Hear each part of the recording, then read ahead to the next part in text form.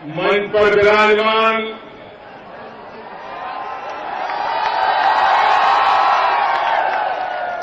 Bharatiya Janata party के वरिष्ठ नेता आदरणीय श्री गुलाब चंद जी कटारिया, भारतीय जनता पार्टी के हमारे नेता सांसद श्रीमान विपिन सिंह जी, मंच पर विराजमान जिलाध्यक्ष श्रीमान भगवत जी पुरी, हमारे बांसवाड़े के प्रत्याशी जुझारू नेता धन सिंह जी रावत,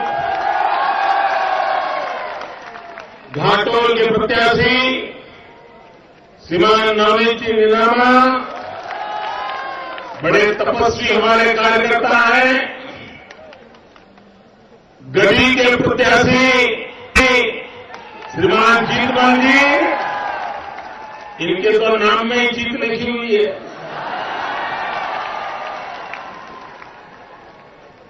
हमारे बागेश्वरा के प्रत्याशी श्रीमान खेलवाल जी, कुशलगढ़ के प्रत्याशी भारत सिंह भीमा भाई, मंच पर विराजमान सभी वरिष्ठ महानुभाव और बांसवाड़ा की धरती पर ये जनसागर मैं कल्पना नहीं कर सकता हूं भाइयों, कल्पना नहीं कर सकता।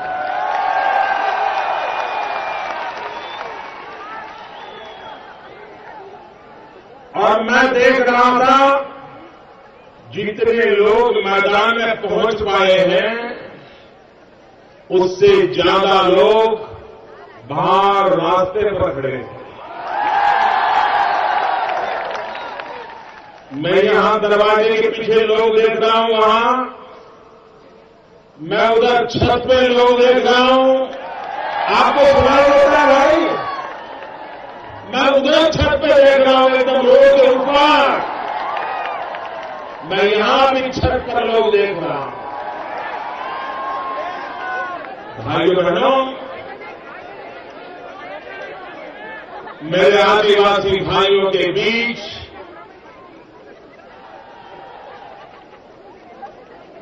मैं कल्पना नहीं कर सकता, कल्पना नहीं कर सकता कि इतना प्यार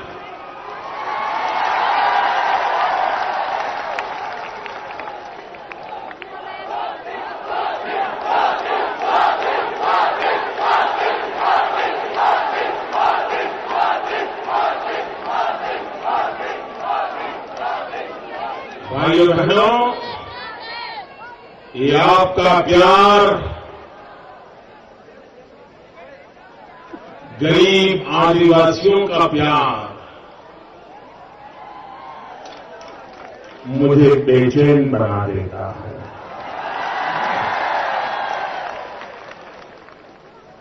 दिन रात सोचता हूं आपके इस प्रेम को मैं क्या करके लौटा सकूं।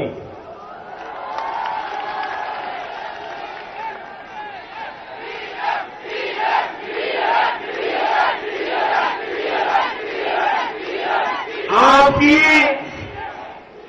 ऐसी कैसी सेवा करूं जो 60 साल में किसी ने न की हो, इसके लिए सोचता है।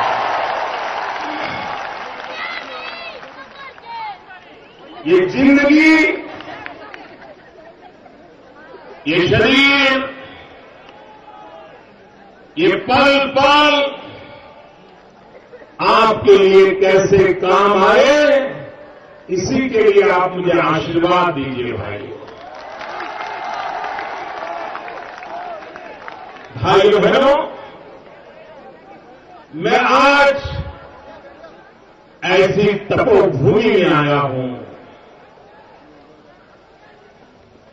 और मेरे लिए ये मामा बालेश्वर जी की तपोभूमि है। मैं बांसवाड़ा की धरती पर जब कदम रखता हूं तो मैं सबसे पहले मन से मामा बालेश्वर को प्रणाम करता हूं।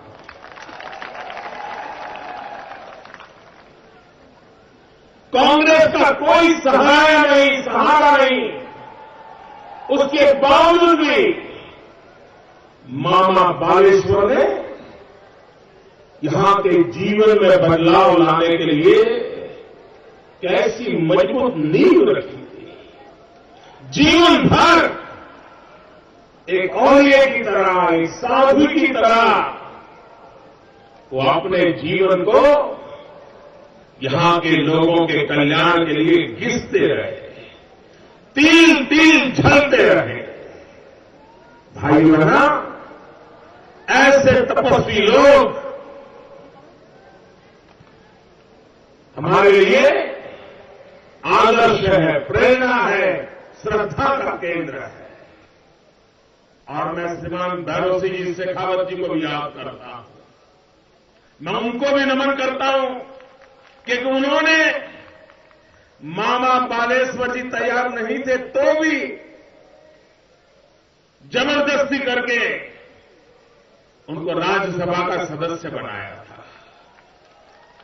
और इसलिए बनाया था कि मामा बालेश्वर गरीबों के मसीहा थे।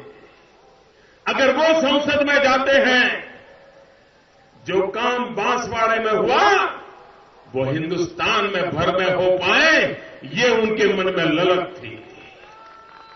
ऐसा काम किया था। भाइयों बहनों, कभी कभी हमारे देश के आदिवासियों के तरफ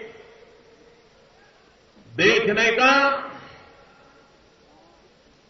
बहुत गलत रवैया रहता है।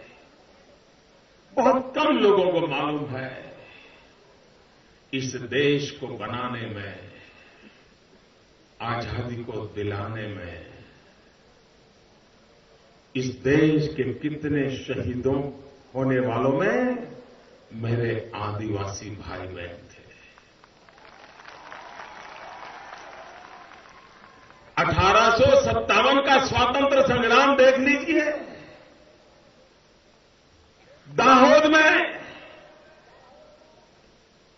उस स्वातंत्र संग्राम का बीड़ा उठाया तो पूरा बांसवाड़ा जिला उस समय के उस इलाके के साथ खड़ा हो गया और अंग्रेजों के नाक को दम ला दिया था।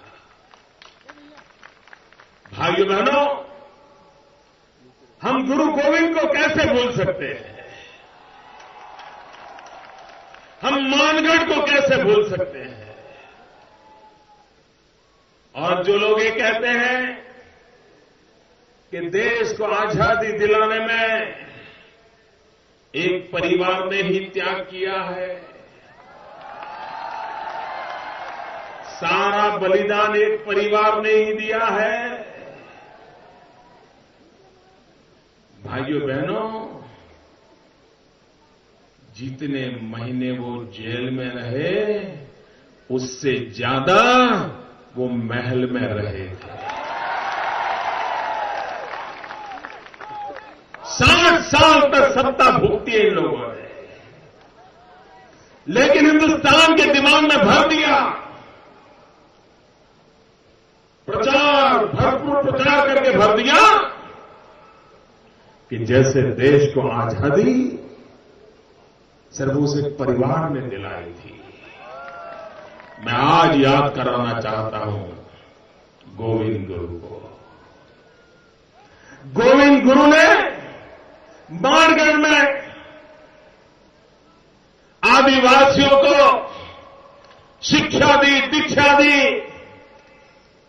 अंग्रेज सल्तनत के खिलाफ लड़ने के लिए तैयार किया।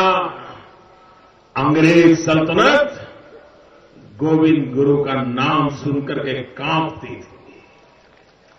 यहां के आदिवासियों को प्रेरणा दी और मानगढ़ के अंदर जलियांवाला बाग में जैसा कांड हुआ था,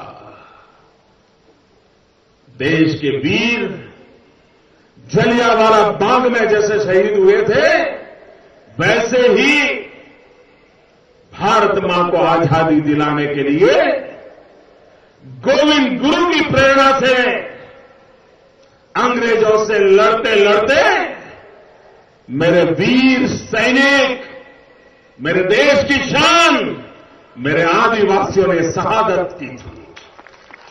मैं आज उन वीर शहीदों को नमन करता हूं, गोविंद गुरु को नमन करता हूं। और भाइयों बहनों, जब हमने गुजरात सरकार ने मानगढ़ में गोविंद गुरु का भव्य स्मारक बनाया, बांसवाड़ा से काफी लोग वहां आए थे, हमें आशीर्वाद दिए थे। आज मेरे आदिवासी भाइयों बहनों के लिए मानगढ़ एक तीर्थ क्षेत्र बन गया है।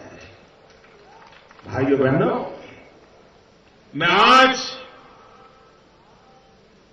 आपके यहां आया हूं तब मैं थोड़े दिन पहले जब उदयपुर आया था, उस समय मैंने भाऊजी महाराज का पुण्य स्मरण किया था। भाइयों बहनों, बेड़ेश्वर धाम भाऊजी महाराज की झोपड़ी आज भी हमारे देश को, इस समाज के पिछड़े इलाके में रहने वाले संत भी कितना लंबा सोच सकते थे, कितना लंबा देख सकते थे, इसका वो उत्तम उदाहरण थे। भाइयों बहनों, मैं भाऊजी महाराज को भी प्रणाम करता हूं। भाइयों बहनों, आप मुझे जरा जवाब देंगे? ऐसे धीरे धीरे बोलोगे तो क्या बात बनेगी? वो छत पे खड़े हैं, वो भी जवाब देंगे, उधर वाले भी देंगे। इनका मतलब आपको सुनाई देता है। भाइयों बहनों, ठंड आई है लेकिन शाम को आती है, दोपहर को कड़ी धूप रहती है, चमड़ी जल जाए ऐसी कड़ी धूप रहती है। ऐसी कड़ी धूप में खुले मैदान में लाखों लोग तपस्या करके बैठे हैं। भाइयों बहनों, आप जो इस ताप में तप रहे हो, भाइयों बहनों, आपकी ये तपस्या भारतीय जनता पार्टी कभी बेकार नहीं जाने देगी। भाइयों बहनों, आप मुझे जवाब देंगे? सबके सब जो दूर दूर मीलों तक दूर खड़े वो भी जवाब देंगे? जब भगवान रामचंद्र जी थे, उनके समय में आदिवासी थे क्या? उनके समय में भी आदिवासी थे ना? जरा बोलो तो, आदिवासी उनके समय थे कि नहीं थे? भगवान कृष्ण के जमाने में आदिवासी थे कि नहीं थे? 1857 का स्वातंत्र संग्राम हुआ तब आदिवासी थे कि नहीं थे? गोविंद गुरु ने अंग्रेजों के सामने लड़ाई लड़ी तब आदिवासी थे कि नहीं थे? देश आजाद हुआ तब आदिवासी थे कि नहीं थे? देश आजाद होने के बाद आदिवासी थे कि नहीं थे? आपको पता है ना? थे ना? कांग्रेस को पता ही नहीं था।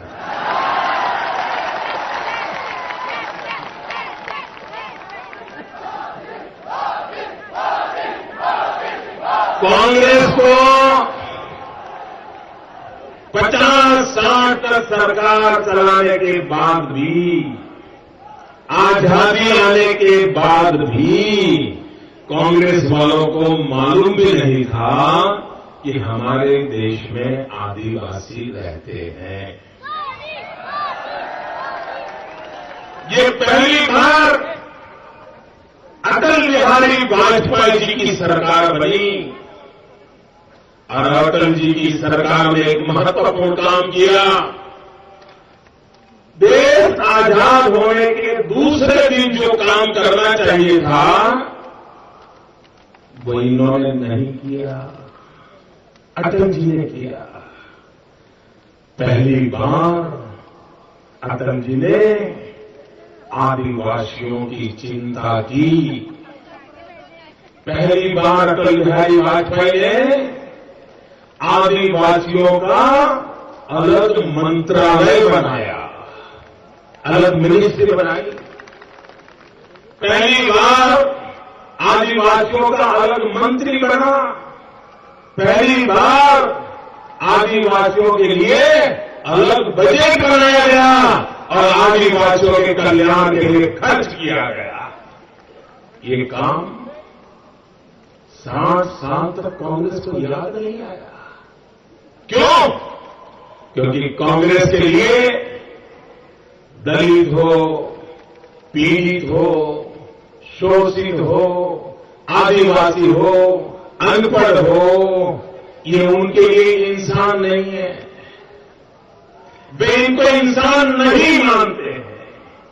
वे सिर्फ उनको मतदार मानते हैं, वोटर मानते हैं, बस वोटर।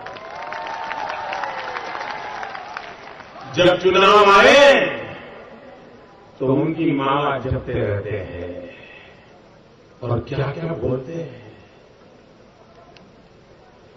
मैडम आए थे,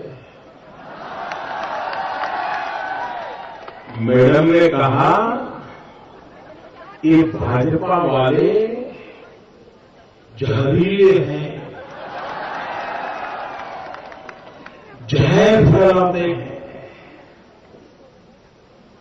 राजस्थान में आते ही एक मैडम को जहर क्यों याद आता है? बीच में वो जयपुर आए थे तो उनके शाहजादे ने भाषण में कहा,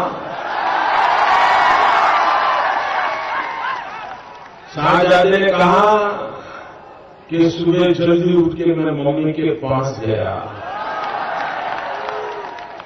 और मम्मी ने कहा सत्ता ये जहर होती है। भाइयों बहनों, सबसे ज्यादा सत्ता में कौन रहा है? मुझे बताइए, सबसे ज्यादा सत्ता में कौन रहा है? सबसे ज्यादा सत्ता में कौन रहा है? मुझे वहां तक से आवाज आनी चाहिए। सबसे ज्यादा सत्ता में कौन रहा है? सबसे ज्यादा सत्ता का जहर किसने चखा है? सबसे ज्यादा जहर किसके पेट में गया है? तो सबसे ज्यादा जहर कौन फैला सकता है? हिसाब साफ साफ है कि नहीं? है कि नहीं? मुझे बताइए। मैडम कहती थी कि सत्ता जहर है और मैडम आप ही की पार्टी ने 60 साल तक सत्ता पचाई। इतना जहर सत्ता का आपकी पार्टी के पेट में पड़ा है, इसलिए जहर फैलाने का काम आपकी पार्टी के सिवाय किसकी ताकत नहीं है? भाइयों बहनों, शाहजादे आजकल गरीबों की बात करते हैं और कभी कभी गरीबों के घर में भी घुस जाते हैं। अकेले नहीं जाते, उनके पसंदगी के मीडिया वालों को लेकर के जाते हैं और बहुत बढ़िया ढंग से फोटो निकालते हैं। साल में 2-3 बार उनका एक फोटो सेशन होता है कि इस गरीब के घर गए। और जहां चुनाव आता है तो गरीब की बात करते हैं। मैं कल रात को दिल्ली में था, मुझे दिल्ली के लोगों ने बताया कि जिस जगह से दिल्ली की कांग्रेस की मुख्यमंत्री चुन करके आती है, उसी इलाके में राहुल गांधी का बंगलो है और उनके बंगलों की दीवार के बिल्कुल सट करके एक गंदी झुग्गी झोपड़ी है। गरीब लोग रहते हैं, 800 लोग रहते हैं, 800 लोग, और उनके बीच में सिर्फ 2 शौचालय है। मुझे बताइए, 800 लोग गरीब बस्ती में रहते हैं, 2 शौचालय है, तो एक व्यक्ति की बारी कितने महीने के बाद आती होगी? आप सोचो। और उनके घर के बिल्कुल दिमाग से सट करके दिल्ली में उनकी सरकार, मुख्यमंत्री का कार्यक्षेत्र, और ये फिर भी गरीब गरीब गरीब की माला जपते रहते हैं। उनको वही गरीब नजर आता है जहां कैमरा वाले आकर के फोटो निकालते हैं, वीडियो उतारते हैं। उनके पड़ोस में जो गरीब जिंदगी गुजारता है उसकी उनको चिंता नहीं है, उसकी उनको परवाह नहीं है।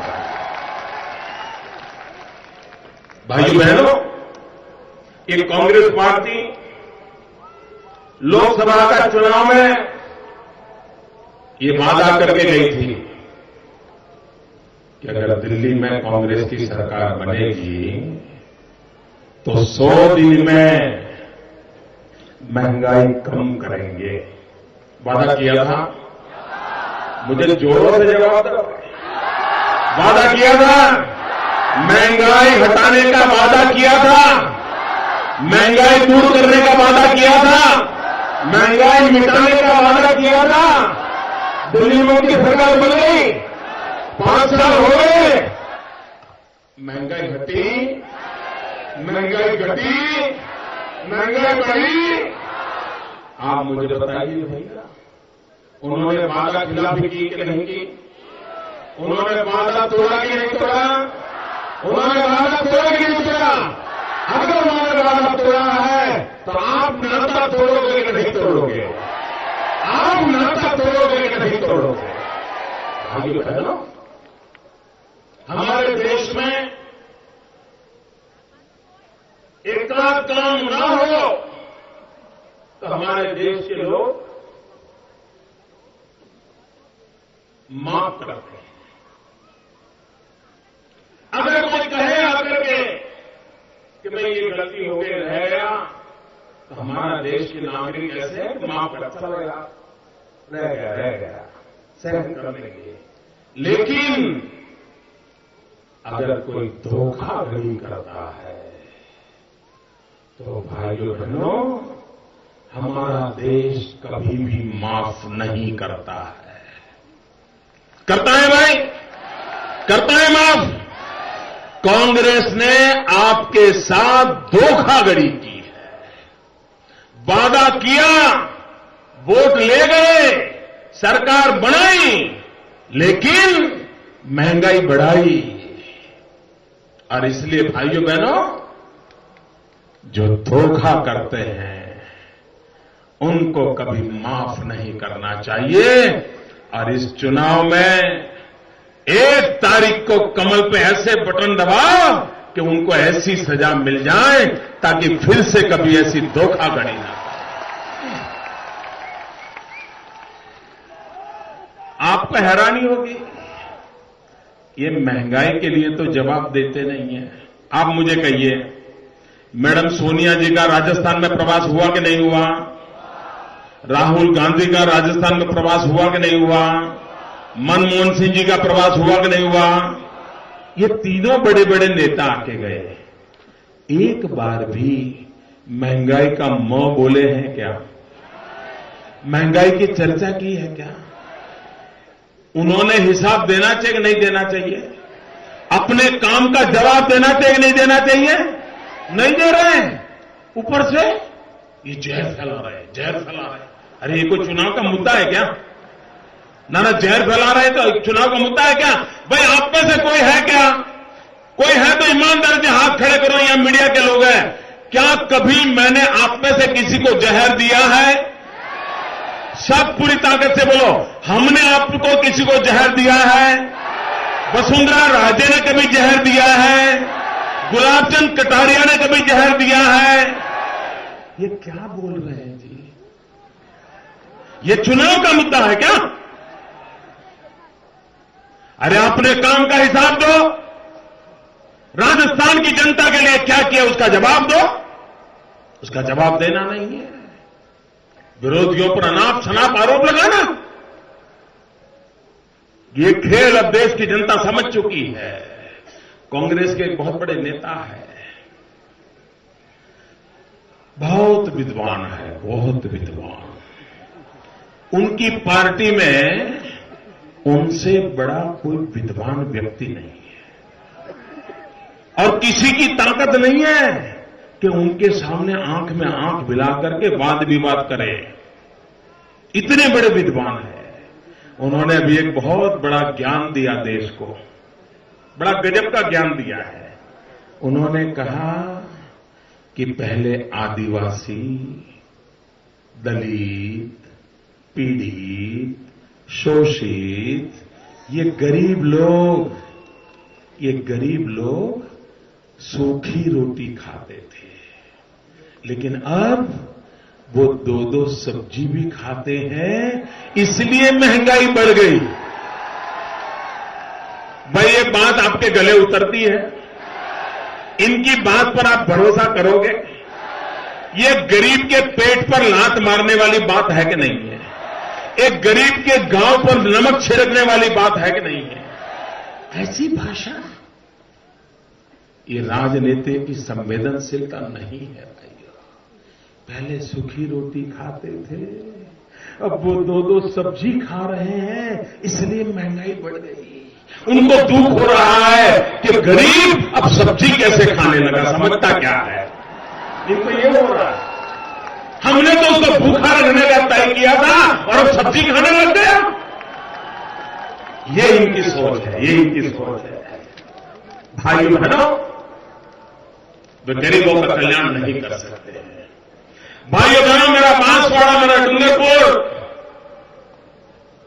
भले वो भौगोलिक रूप से राजस्थान में है, लेकिन यहां से कोई घर ऐसा नहीं होगा बांसवाड़ा का, कोई घर ऐसा नहीं होगा डूंगरपुर का जो मेरे गुजरात में न रहता। भाइयों बहनों, दुनिया में खून के रिश्तों की चर्चा होती है, हमारा और आपका पसीने का रिश्ता है, पसीने का रिश्ता।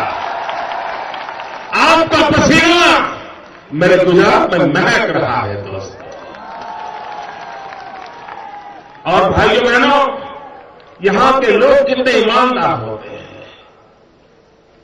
यहां के लोग हमारे यहां घरों में कभी भी काम करने वाले भी लड़के आते हैं, परिवारों में भी काम करते हैं, और घर के मालिक कितने सुखी क्यों न हो, गहने हो, दागिना हो, कभी 5-7 दिन छुट्टी मनाने जानी है, शादी में हमें जाना है, तो बांसवाड़ा या डूंगरपुर का बच्चा उनके घर में काम करता है, तो चाबी उसको दे करके जाते हैं, और कभी उनको चिंता नहीं रहती है।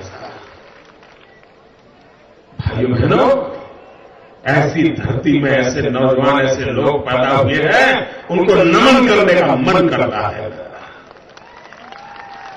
भाइयों बहनों, राजस्थान का भाग्य बदलना है। देखिए, बगल में मध्य प्रदेश है, यहां राजस्थान है, और हिंदुस्तान में बिहार, मध्य प्रदेश, राजस्थान, उत्तर प्रदेश, इसे बीमारू राज्य कहते हैं, बीमारू राज्य। ये राज्य ऐसे बीमारू है, हालत खराब है, ऐसा कहते हैं। भाइयों बहनों, 10 साल के भीतर मध्य प्रदेश में शिवराज सिंह चौहान की भाजपा की सरकार ने मध्य प्रदेश के माथे पर से बीमारू का कलंक मिटा दिया दोस्तों। और आपके राजस्थान की हालत क्या हुई? वसुंधरा राजे जी ने बड़ी मेहनत करके, गुलाबचंद कटारिया जी ने बड़ी मेहनत करके राजस्थान को बीमारियों से बाहर निकाला था, लेकिन फिर आ गए, फिर चौपट कर दिया, तबाह कर दिया। राजस्थान को बीमारू राज्य से ये कांग्रेस बाहर नहीं निकाल सकी है और न ही कभी निकाल पाएगी। उनकी नीतियां गलत है, उनके इरादे गलत है, उनकी प्रायोरिटी गलत है। और इसलिए भाइयों बहनों, राजस्थान को अगर बीमारू से बाहर निकालना है,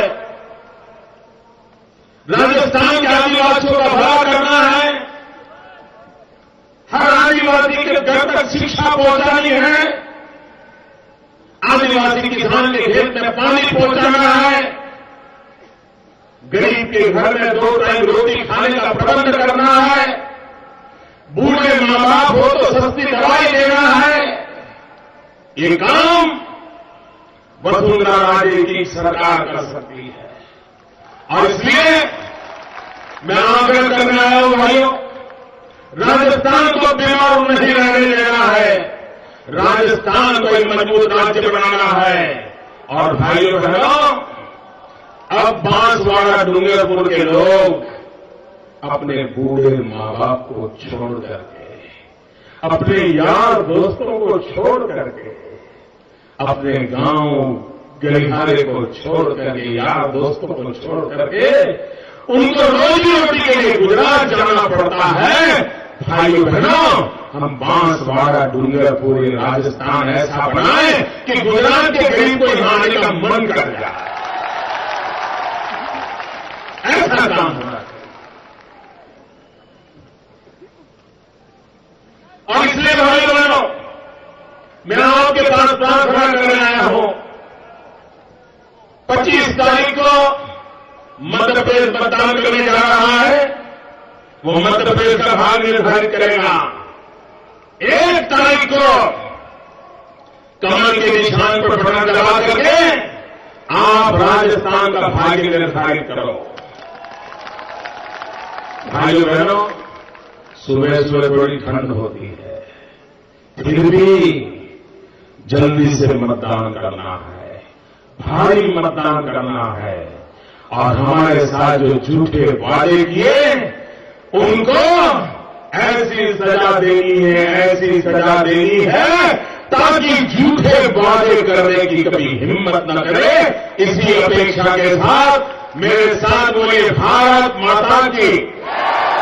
दोनों मुट्ठी बंद करके पूरी ताकत से बोलिए। अब ये मीडिया वाले आपकी फोटो लेंगे, मेरी नहीं लेंगे। देखिए, सारे मीडिया वाले उधर घूम गए। देखिए, भारत माता की, भारत माता की, भारत माता की, भारत माता की।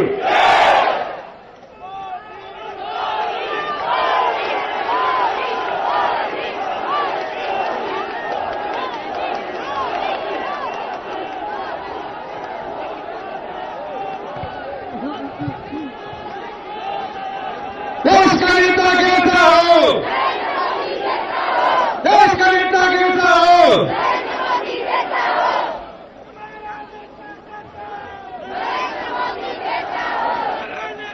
हमें आभार प्रकट करने के लिए भारतीय जनता पार्टी के जिला महामंत्री मनोज जी पटेल